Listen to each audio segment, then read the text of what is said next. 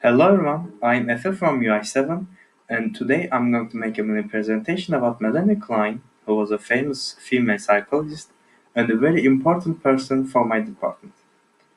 First, I want to start with some personal info which was taken from the Millennia Klein's Wikipedia page.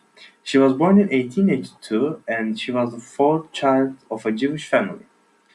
When Millennia was just 4, she lost her 8-year-old sister, and in 1899 she met with Arthur Stephen, which was her mother's cousin.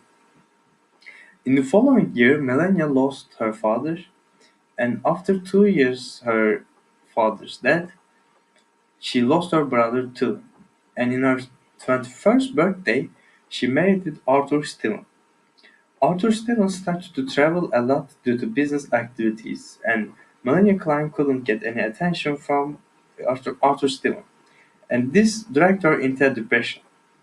She described this marriage as the exact reason of her sadness. And she started to focus on psychology and psychoanalysis. She worked a lot on psychoanalysis of children. She had a technique called play technique, which was explained in a very detailed way in millenniaclinetrust.org/child analysis. She had a playroom with a box of drawer instead of having the children lay down on a couch and bringing verbal association. She had a playroom, and while the children was playing with the toys and doing some drawings, Melania Klein psychoanalyzed the children and the relationship between the children and the mother.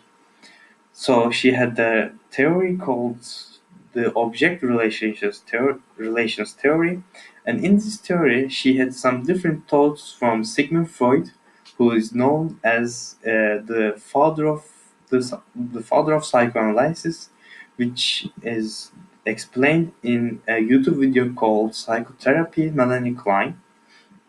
She had some different thoughts with Sigmund Freud, and this was actually the main thing what makes her departed from the other psychologists. Melania Klein thought that it was possible to psychoanalyze the children in a very detailed way, but Sigmund Freud thought that it was very complicated and it couldn't be done. Today we still don't know which one of them was right, but we still use the technique called play technique. After she spent her years for psychology, she made many researches and experiments for psychoanalysis and psychology. She sadly passed away at the age of 78, but her legacy still lives on. And here's my bibliography. Thank you for listening to me.